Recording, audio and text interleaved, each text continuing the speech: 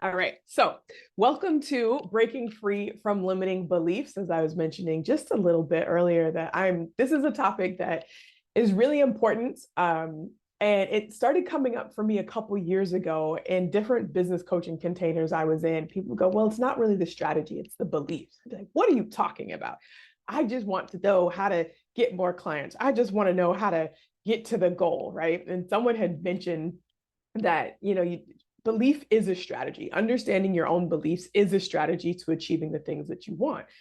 And even as I started to dive more into this sort of spiritual world and energetic world and learning more about manifestation, what is the most important is what you actually believe. So breaking through from limiting beliefs is something that's near and dear to my heart, and really just is important for all of us to get to know and understand. So I made a quick agenda for us today. I think it'll be pretty straightforward. So here we go. Introduction, which is what we're doing now, and I'll continue and have you all say a little something in just a second. And then I'm going to help you understand what beliefs are initially, and then understand limiting beliefs after you understand what beliefs are. And then we'll talk about identifying some personal limiting beliefs. I'll give you some strategies for breaking through. I'll make an invitation for you to work with me if you'd like to continue, and then we'll do a Q&A session. And of course, if at any time you feel like you have questions, please just come off of mute and ask me those questions. We can do it in real time. So a little bit about me. I'm always curious when I jump into workshops and webinars. I'm like, who is this person who's talking to me? So I am currently a healer and a life coach. Before that, professionally, I was an attorney for a while. And I say was because I'm letting go of that identity. I don't practice law anymore.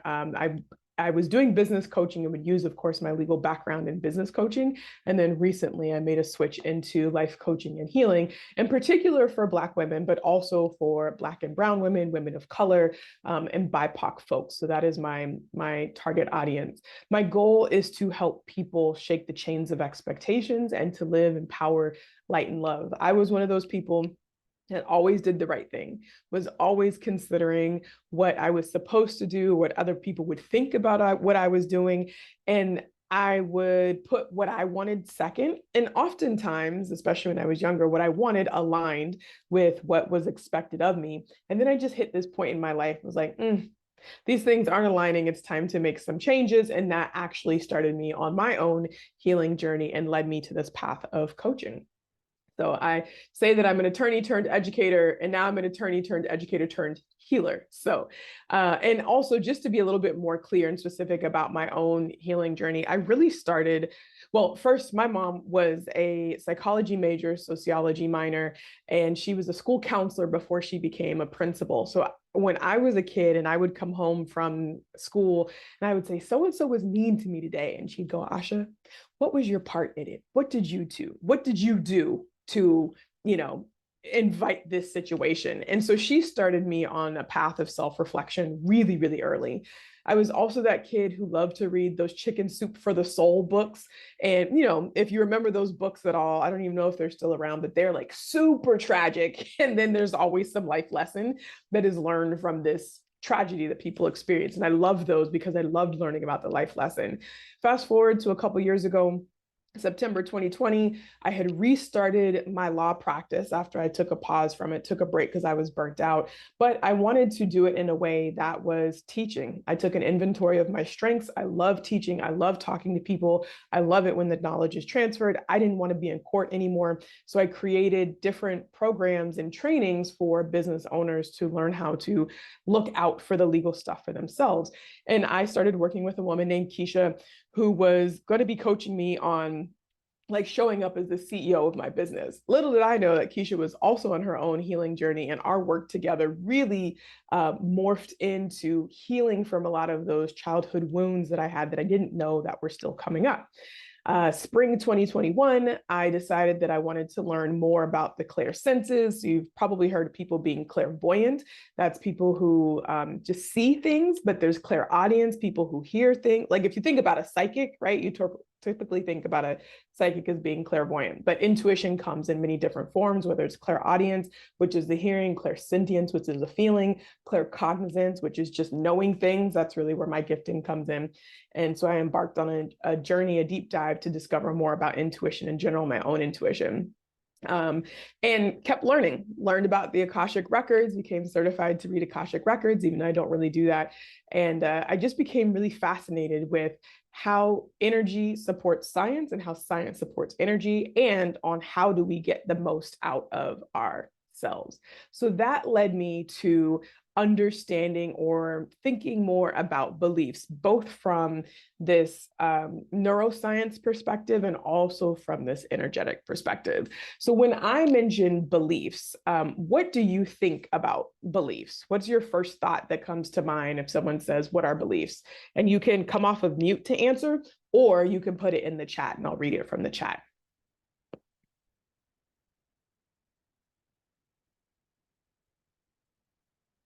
Anybody want to take a guess? What do you think beliefs are?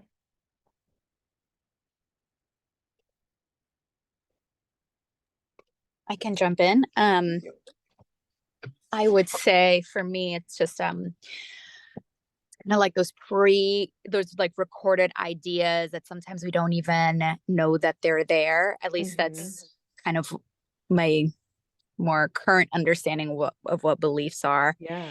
Those messages that I kind of shape my values, shape the trajectory of my life, shape my decision making. Yeah, definitely. Thank you for that. And Janae put in the chat, having faith with the unknown. Yeah, I think both of those things are definitely true.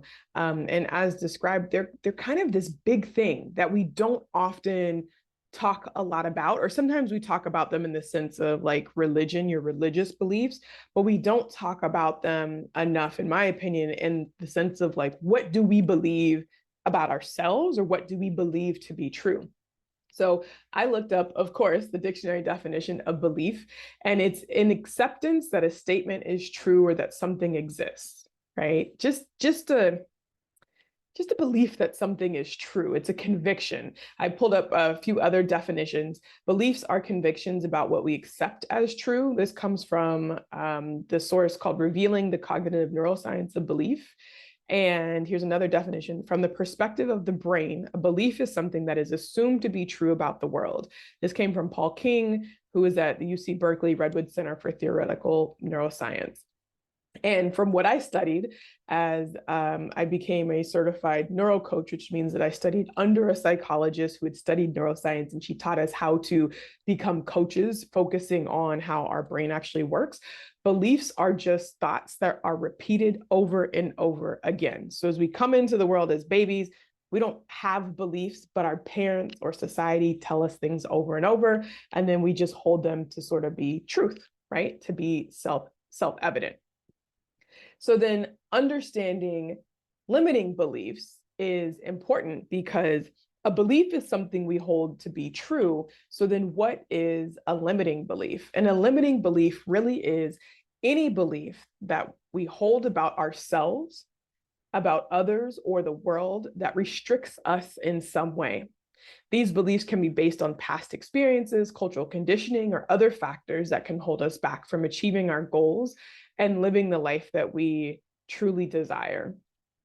So they're not always bad things, right? But the important thing about a limiting belief is that it holds us back from achieving the thing that we truly desire. So I'm curious to know, what are some limiting beliefs that you may have heard just in society at large? So one of the things that I would hear all the time is money doesn't grow on trees. And while it's true that money doesn't literally grow on trees, it created the belief that money is not everywhere and that money is scarce as a kid, right? Because money doesn't grow on trees. What are some other sort of colloquial beliefs or maybe cultural beliefs that you heard maybe growing up, or even now, if you find yourself repeating them?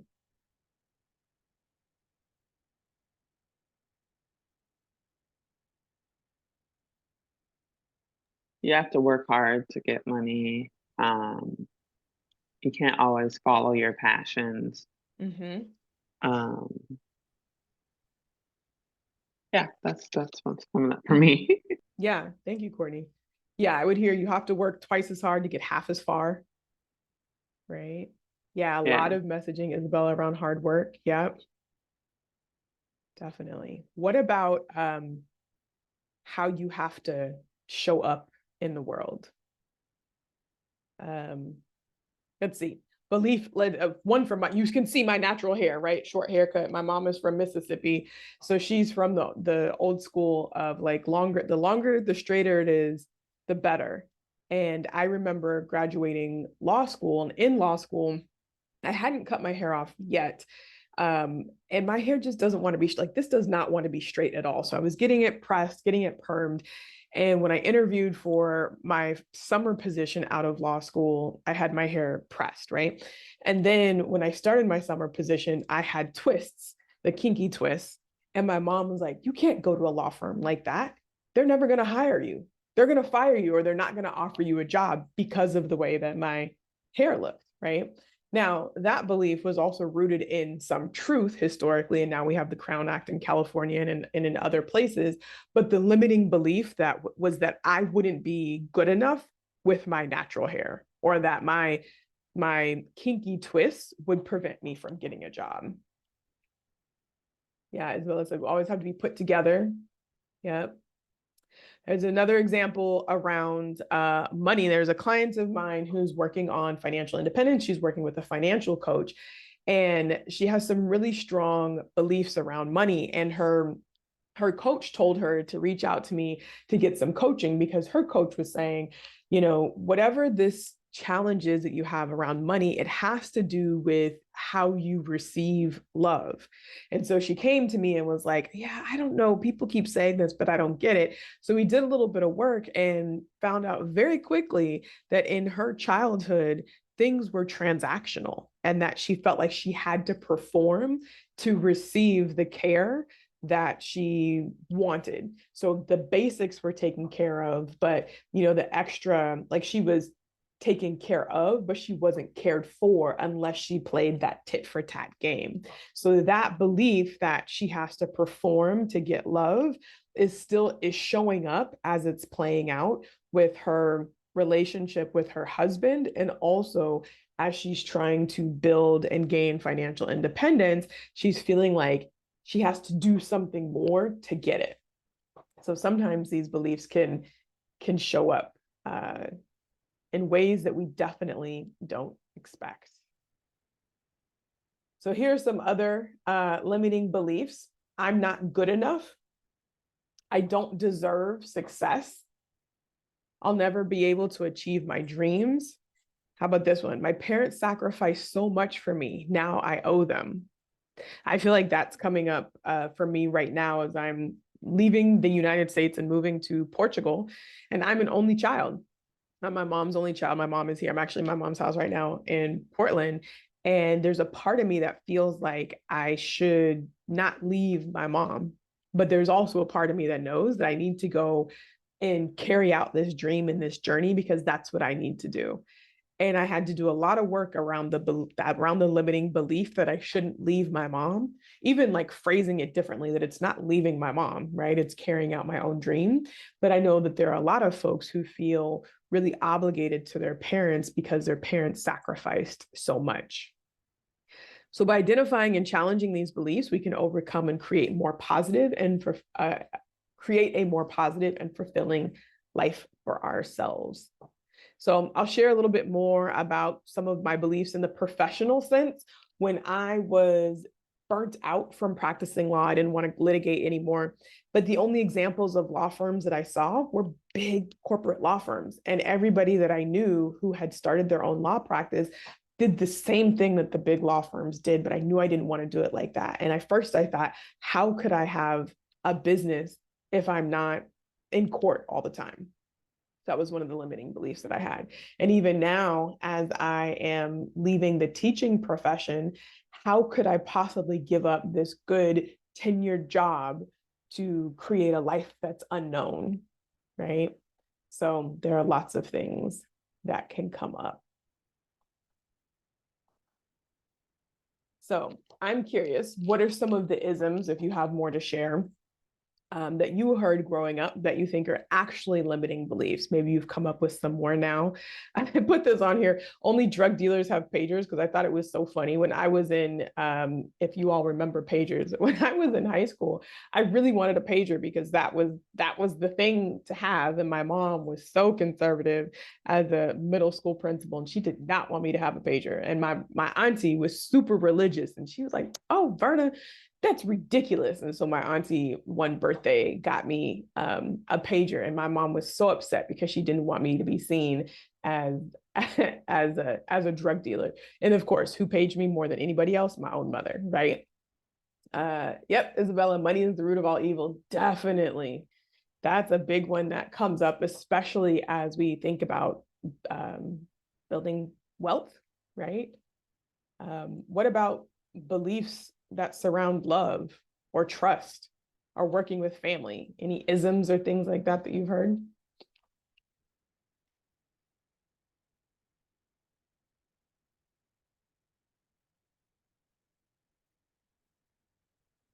For business, I have to get more certifications. Yeah. Are you talking about me, Isabella? Those are my beliefs. I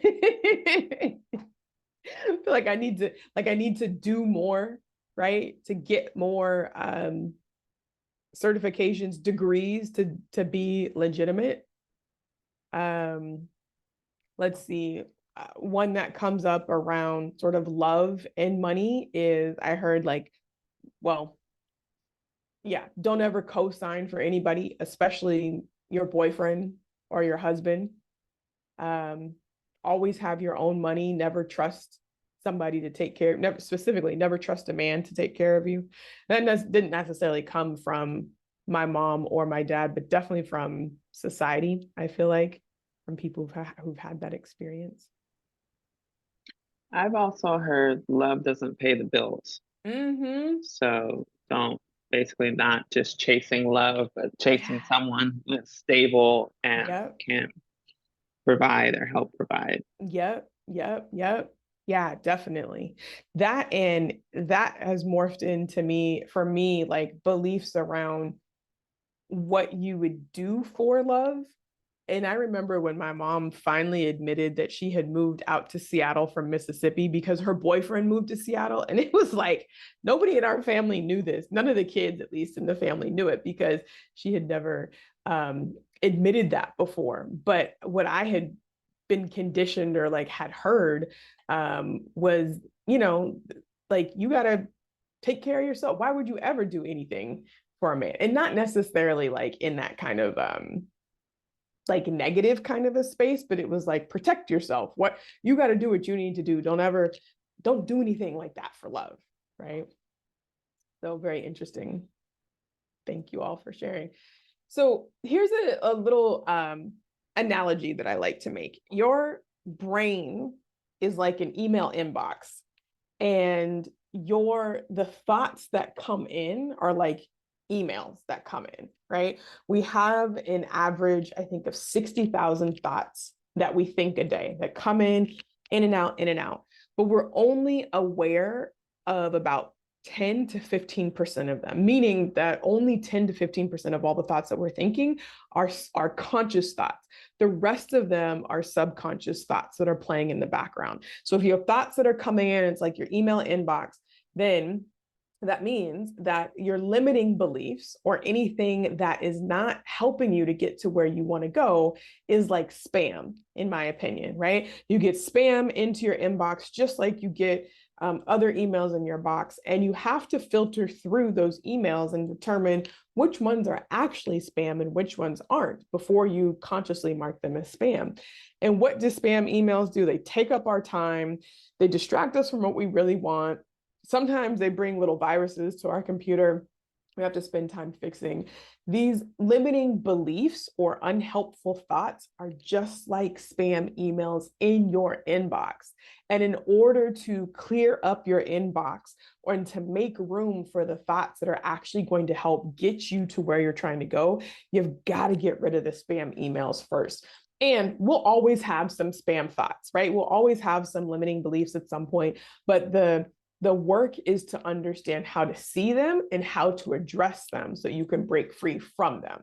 But I don't want you to think that at some point you'll be completely free of these limiting beliefs. At each level, they'll probably come up, but as you get more and more skilled in this area, you'll be able to identify what they are and how to move through them. So to make it personal, I want you all to think about what are some of your personal limiting beliefs. This is the part where I want to make sure that you actually get something out of this workshop. And I want you to identify what the limiting beliefs are for yourself. So in order to discover your limiting beliefs, I want you to think about the things that you would like to achieve but aren't currently working towards. So not just the thoughts that we talked about earlier and those kind of isms that are not really helpful for us, but actually thinking about what are the things that you are working towards, or that you would like to achieve but aren't currently working towards. Then look at your reasons why you're not doing those things. And in the justification or in the reason why, that's where your limiting belief will usually lie.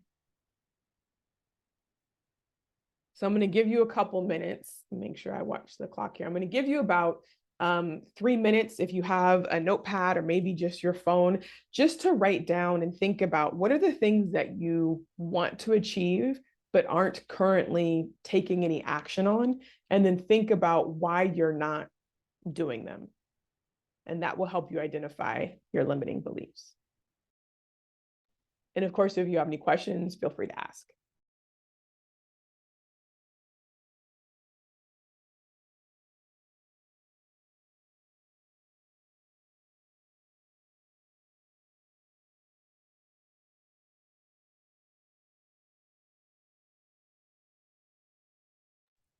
I have a question.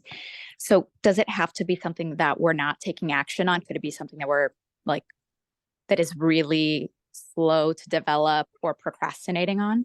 Yeah, it could be that too. Yeah, especially procrastinating. That's a good one too. Okay. Yep.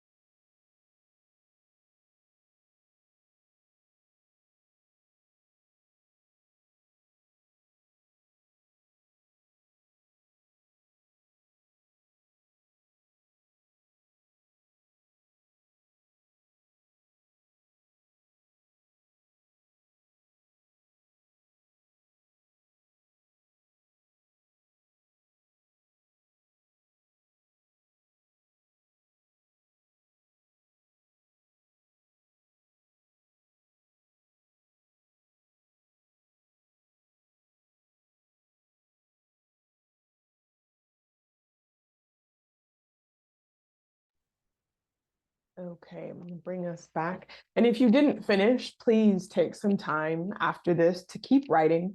Um, Journal if you journal, and I keep asking yourself, what is it that I'm seeking to do that I'm not taking any action on? And I'll share with you in the next few slides some strategies for breaking through some of these limiting beliefs. But I want to share with you a couple other examples, and I'll ask if any of you want to share some of the things that you wrote down. For me, one of the limiting beliefs that I had to identify was I felt like when I was miserable, I was pretty miserable when I when I was out of alignment with what I was doing, teaching full time, and practicing law. I hadn't even considered quitting or changing professions because in my mind, I thought I'm only licensed as an attorney in California, and I don't want to take a bar someplace else. So what can I do? I only know about law.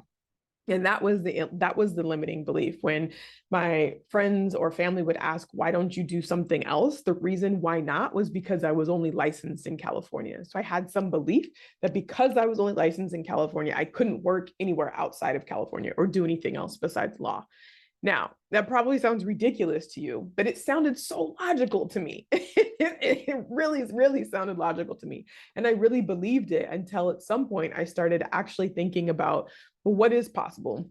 Not from the judgy, like, well, how could you do that? But like, how could you do that? I started asking myself that question with curiosity. There's another client that I'm working with right now. She's an executive coach. She's been a coach for some pretty big financial institutions. She was a full-time coach within the business, and she is still doing some executive coaching on her own. And she's also doing some contract work. And she was talking to me the other day, and she said, as she coaches people, she tells them that you have to be fully in your passion and in your gift to attract the people who need it, which sounds really good. And then as she was talking about her struggle was sort of showing up and feeling like, because in her personal life, she's very woo. She's very like, this is what you get, you like it or you don't, and that's fine with me, super empowered. And then in her professional life, she said, I have a hard time showing up on LinkedIn because I'm afraid I'm going to fuck up my paper if I show up as I am. Right. But how does you have to be fully in your passion and your gift to attract the people you need it match with, I'm afraid I'm going to mess up my paper if I show up as I am.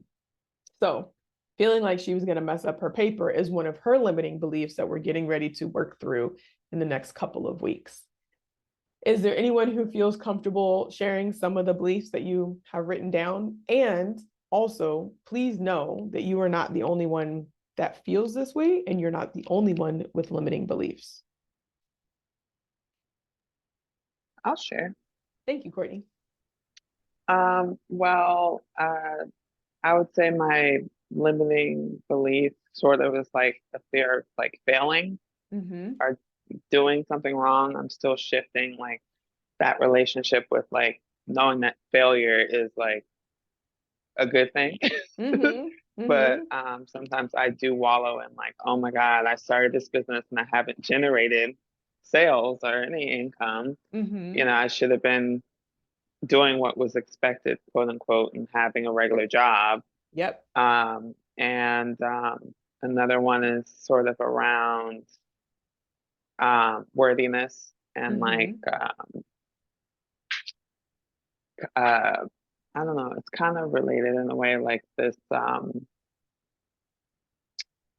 having a certain position or a certain income level and worthiness. Kind of sometimes I bring those together. I know they're not, they shouldn't be, but I'm like, oh, okay, well, once, you know, I kind of obsess about it, like chasing the bag as opposed to just, you know, enjoy. Anyway, so yeah, that was one of them. Totally relatable. Thank you so much for sharing that. My side of perfection is I don't have to be perfect, and I never felt like I had to be perfect, but I always knew that I couldn't mess up, which is kind of two sides of the same coin. But I didn't have to get all A's, but I couldn't get a C. Right? Like I didn't have to make $1 million, but I certainly needed to make more than 60, right? It's not the get it all right, but certainly don't fail. So I appreciate that. Anyone else want to share?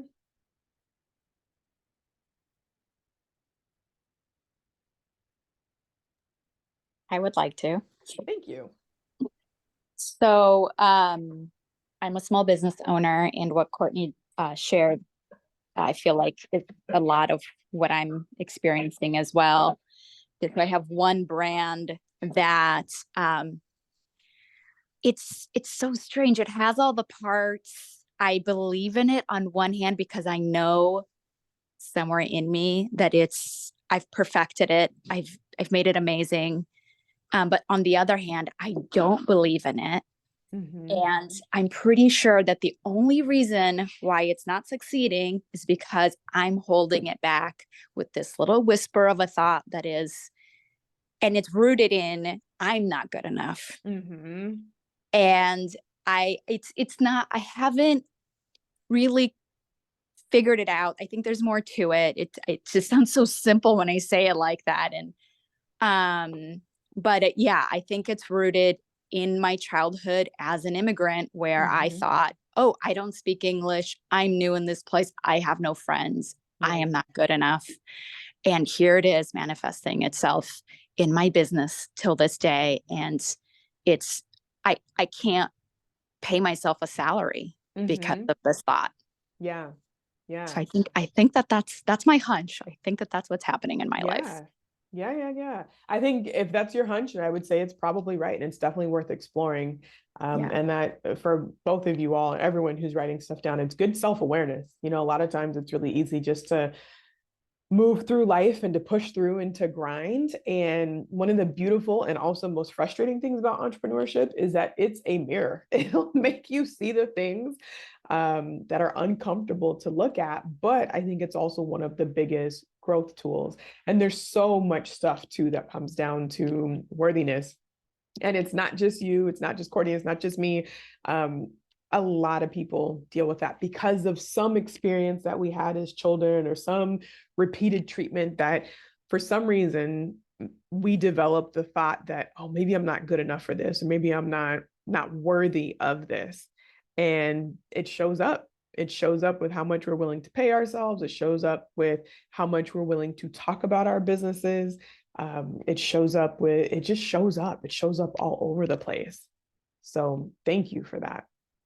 Thank you. Anyone else want to share real quick? Hi, my name is Atia. I'd like to share. Hi. So, I moved to a new country a year ago in Germany, and because of work, and my job really requires me to be a creative person, which I've always felt like I'm not, but like I'm here now.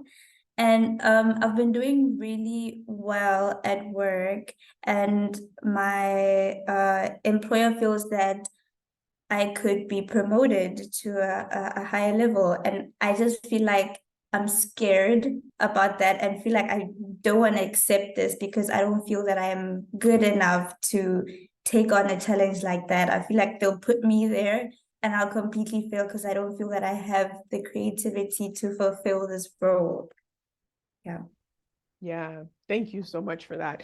And it's so real and so valid. And so many of us have also felt like that for sure. So definitely not the only one. And it's definitely relatable.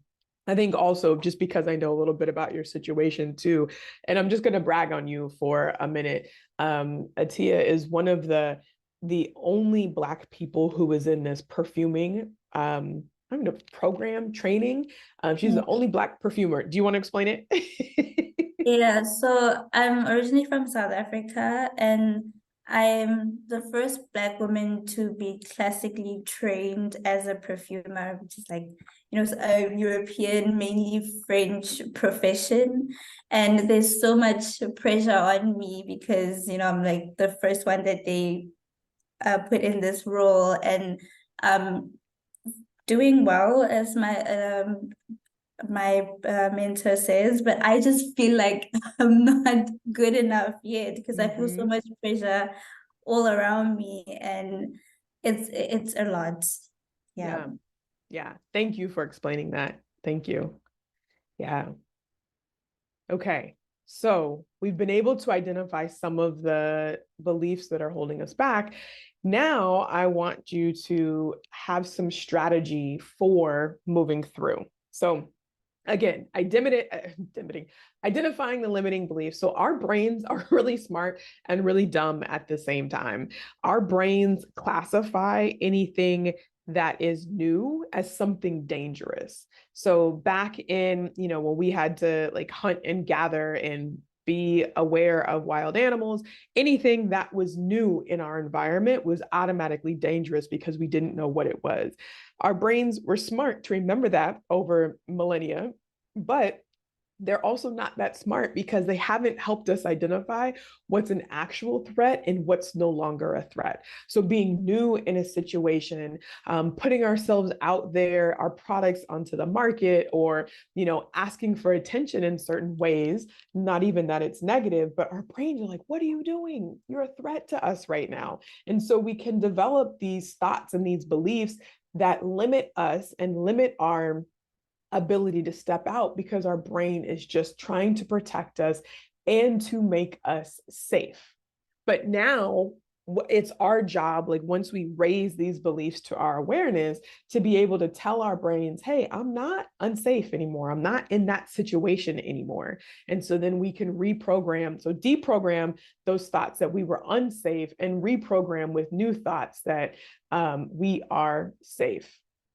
Let's see, Janae says, but my brain tells me I'm too tired or too exhausted. Yeah, I definitely get that one as well. From my brain. And sometimes we are tired. Sometimes we are exhausted. And learning new things it takes up glucose in our brain. And so it is a challenge. It does make you tired. And sometimes our brains are telling us, well, we just don't have enough energy for that, whatever that is. And so we're just not going to do it. So the first step, like we did already, is to identify some of our limiting beliefs. Identify not only what the limiting beliefs are, but also where they came from. Often they've been repeated over time from family members, and sometimes we learn the limits in childhood from traumatic events or impactful experiences. So what I help people do oftentimes is identify, okay, this is what I'm feeling right now when I think about getting on IG Live to talk about my business. What is that feeling? And where have I felt that feeling before? And we go back to that very first incident that we remember and understand the circumstance of how that feeling came about, right? So that we can then be able to create a new association with that situation. So for example, let me see, there's one more. Yep, Atia says she felt like that too. There's one more, there's an example that I have here. So I remember, here's my belief, especially if I'm dating somebody, right? And if they show up late, I'm like livid. I do not want someone to be late to a date or late coming over to my house, especially if it's somebody that I'm interested in, and also with friends too, but definitely with someone that I'm interested in. And my thought is like, you don't care about me. You don't care about me enough to show up. You don't care about my time, blah, blah, blah, blah, right? Well, when I started thinking about it more, it's because my dad was always late to pick me up. And I remember, I think probably the earliest memory I have of him being late was when I was in daycare. And I don't know how, he could have been 10 minutes late, could have been 30 minutes late, but daycare likes to close. If it's 6, they want to be out of there by 6. And I remember him showing up and going, oh, I just forgot to come and get you. And I wasn't even mad at it. I still ran and I jumped into his arms, but there was some belief that was created that, oh, I wasn't important enough and he just forgot about me. I had to go back to that situation, sometimes a couple times, and go and think about, okay, as an adult, what might have been some reasons that he may have been late? Oh, I've been lost and caught up in work before. Sometimes the clock just slips by you, right? Time just slips by. And I began to understand that him being late was a him issue and not a reflection on me. And so now when someone is late showing up, sometimes I'm still triggered, but I can quickly go, oh, this doesn't necessarily mean that they don't value my time. It's their thing. That doesn't mean that I have to, sit there and wait for them all the time. I can make a decision, but instead of feeling like the reflection on me and my value, I'm able to assign it to the proper person, to them, and then I can make a decision about what I want to do. So it's important to understand the context in which you first learned this belief. So a lot of us are talking about feelings of self-worth. What is that feeling? The self-worth is the language that we use, but what is that feeling? Like, it's feeling unworthy? Is it feeling disappointed? Is it feeling passed over? Whatever that is, and go back and really think about, when was the first time you felt that feeling? What was the context? And now you can begin to create a new association with it. I was often the only Black kid in my classes. that grew up in Portland, Oregon. The only Black kid in my school, oftentimes, right? Very few people just in the neighborhood in general. And I remember, this was not the example that I was thinking of when I actually wrote these slides, but I remember being in 5th grade, and this one guy that I had a little crush on, this little white boy, and he took a black permanent marker and he swiped it across my hand. And I said, "What'd you do that for?" He said, "I wanted to see if it would show up." And I said, "What?" And he was like, "No, nothing." And that didn't give me a complex about my darker skin, but it made me realize that I was different and he didn't know what to do with me. So much to the fact that he took a marker on my skin to see if it would show up. And he ended up being one of my best friends throughout middle school and high school and even college. But that incident reminded me that I am different from him. And as an adult, I began to understand they just didn't have any Black people in the school. It didn't mean that he thought that I wasn't worthy or that I should have internalized that difference, but he just didn't have any exposure. It was probably the first Black person that he had seen in like 4th or 5th grade. So it's important to go back and understand what the situation is so you can create a new association, and then practice the new belief, right? So the marker example, if I had thought that he didn't like me, right? Now I can go back and realize he just didn't have any exposure and that I'm still worthy. So you have to repeat your new belief over and over again until it sinks in, right? Repeat your new thought about this situation. I thought I wasn't worthy before, so you're going to leave that behind. But it turns out that I am brave because I had to learn how to speak another language. I am brave because I left my home country. I am, smart because I'm multilingual. I am whatever it is, whatever that new belief is that you're trying to create to get rid of this old belief. Repeat it to yourself over and over again. And how can you do that? You can do it with mirror work.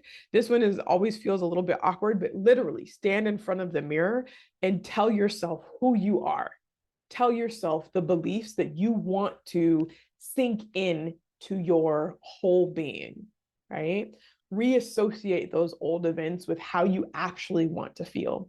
You could also do Post-it note reminders. I do this all the time. And when people come to visit me, they read all my notes and they're like, "Oh, I like these, I guess you could call them affirmations, but I call them reminders. I like these reminders you have up here, Asha." I'm like, "Yeah, mind your business." But I put them all over my mirror, all over my bedroom. I also journal a lot. Sometimes this past week, I have been writing down all of the things that can go right. And it includes who I need to be or show up as for all of these things to go right. I'm smart, I'm intelligent, I know how to do this. And if I don't know, I'm going to figure it out because I've figured out things in the past, right? Writing things down.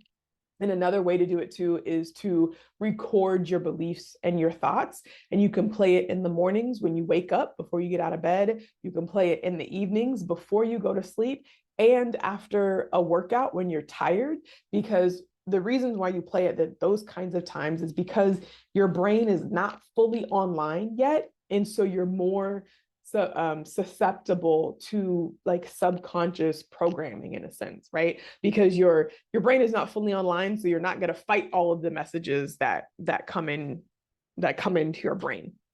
So those are some of the ways to practice these new beliefs, and it's really important from according to neuroscience research, it is really important to go back through and to disassociate the old beliefs that you have, like to break those down and dismantle them. Because if you think about, I gave the example of my email the other day, putting old paint or putting new paint over old paint, you're still going to have a crinkly wall, right? But getting rid of those old beliefs and taking whatever time that you need to break them down so they no longer hold weight is like sanding the wall. And then you put new beliefs on top of that wall and it goes on smooth and it shines bright, right? If you've ever been to a party, been to a workshop, been to a retreat, and you're at the retreat, you're like, yeah, this is great. I'm gonna go back and do all these things. And a week later, you're like, what was I gonna do? That's because those kinds of activities often put new beliefs over bad ones, but it's when you go back again and dismantle those old beliefs, I don't want to say bad, but dismantle those limiting beliefs, that the new ones can really sink in. So it's important to do that work. So I'm curious, what's coming up for you now after hearing the 3 steps that I've outlined? Does it feel, okay, got this? Does it feel intimidating? What questions do you have about this work?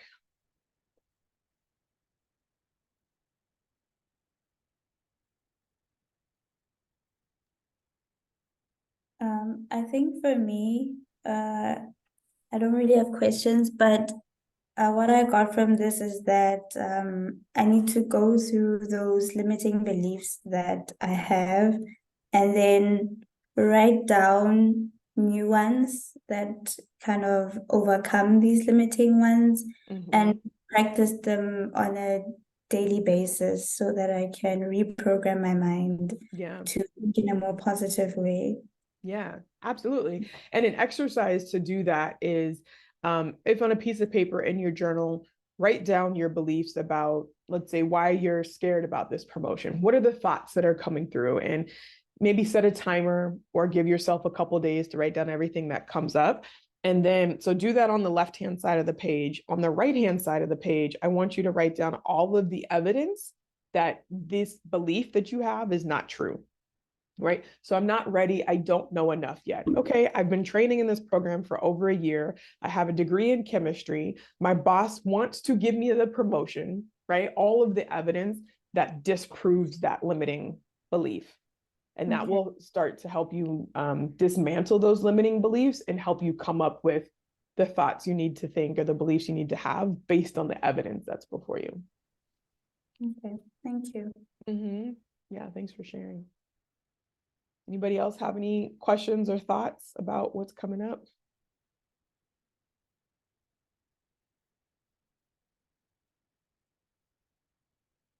I think that's, I've heard that before as far as like during mirror work. I just haven't been like consistent. Trying to do it before bed so that it makes an imprint on the subconscious. Yeah. But yeah. Maybe you can challenge yourself to do 7 days in a row. Start small, right? Because a lot of times you're like, oh, I have to become this whole new person. But for me, if I challenge myself to, I'm going to go to the gym 4 days a week for 30 days, I can do that. But if I think about going to the gym 4 days a week for the rest of my life, I'm like, oh. Right. That's good. Good advice. I'll try that. Definitely. And if you find yourself writing down affirmations or doing mirror work or journaling about the new thoughts and it feels like they're just a stretch, it's like I hear you, like, I'm going to be a millionaire. I'm like, that's maybe, but it doesn't feel like an easy belief to grasp onto. That's because I still have some limiting beliefs about money and my ability to make money that I need to go back and address. So if you are feeling like this new belief sounds really good, but it doesn't sort of sit easily with you, or it feels like it's more of a grasp, like walk it back a little bit. So I know I'm going to build $1 million business, might be a belief like, right? But I know that I can develop the skills to build $1 million business. That feels better for me because I fully believe that I can learn any skill that I want to because I've learned so many skills thus far. So I can put those skills towards a goal. So sometimes just reframing it to something that is more like approachable is really, really helpful. Yeah, and that's daunting. Yeah, absolutely. Absolutely. So now I want to tell you a little bit about how I work with folks in terms of healing and life coaching. So I have a 6-week coaching container to work with folks specifically on limiting beliefs and on shaking expectations, right? Whether that's I couldn't do this because my family is expecting me or wants me to do it, or how could I leave this job, or, you know, I'm not allowed to do XYZ, right? These are some of the things that we will address in this coaching container. And it's really picking the goals that are relevant to you and then taking action on them. So we would meet weekly for 1-hour sessions, and I would provide support by Voxer. Voxer is like a little walkie-talkie app, as if we need another platform to be connected to, but it's asynchronous communication, meaning you can send me a message, a voice message or a text message, and then I can get back to you whenever I'm available during working hours. So if it's in between sessions or something like that, and you're like, I just have a question, or I have this thought that's coming up, or what do you think about this? You can send me a message on Voxer and I'll get back to you.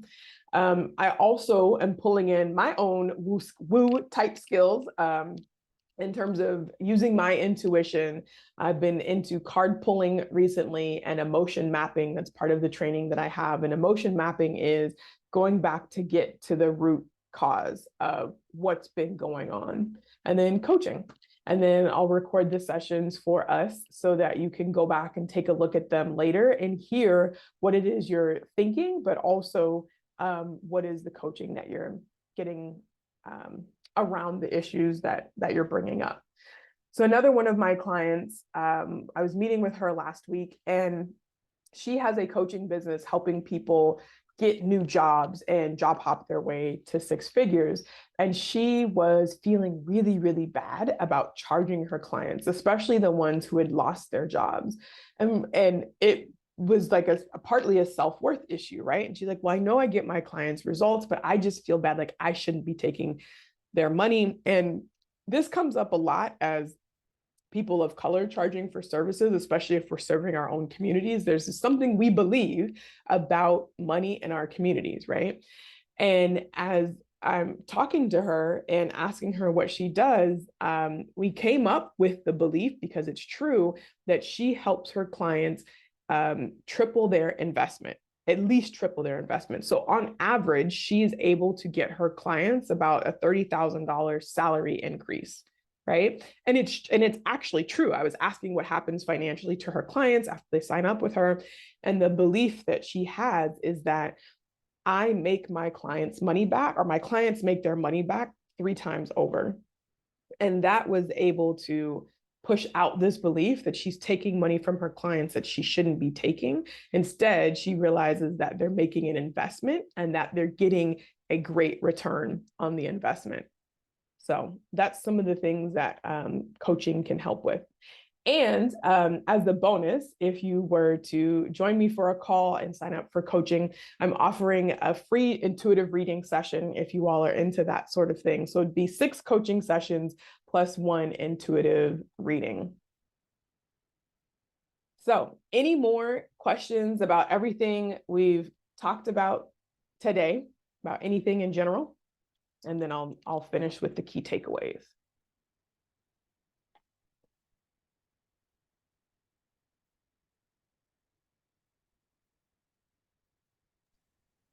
Well, I guess I'm just wondering if you have any tips for, and I guess this is a thought in itself that might be holding me back.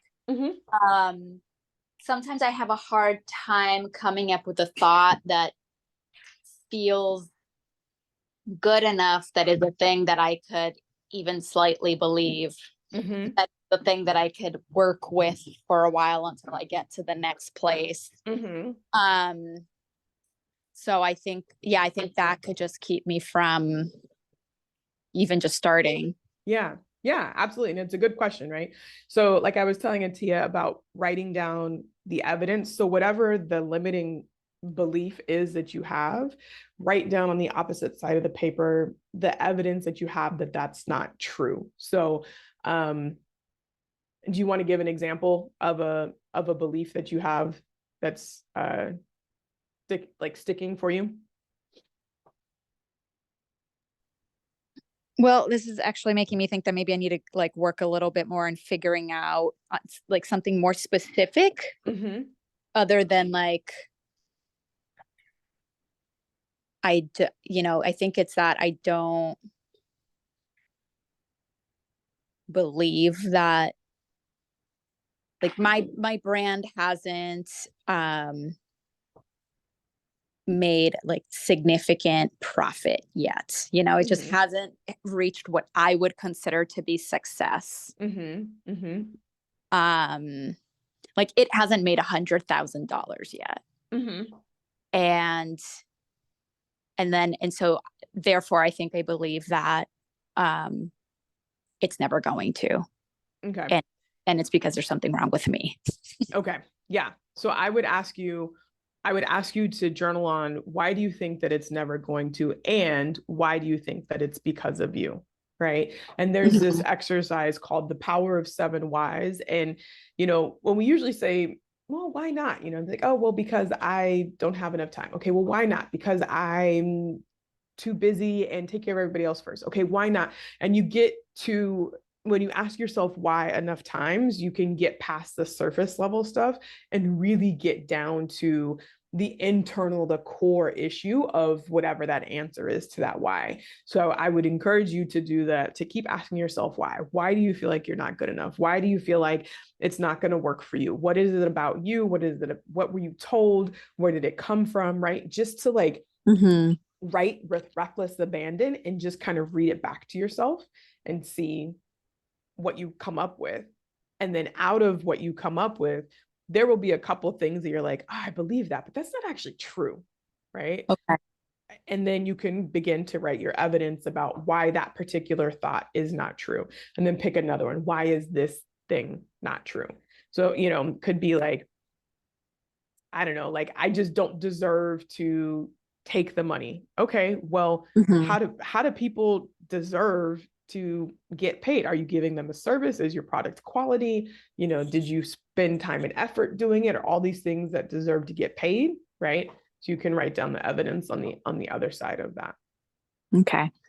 Yeah. Okay. And Thank you. Sometimes, no, thanks for your question. And sometimes it's not probably not going to change in one session or even like a week's worth of session. This is sessions. This is work that keeps going because you fix it, or you address it at one level, and then you grow bigger and there's some other trigger. You're like, this thing again, like the worthiness thing again.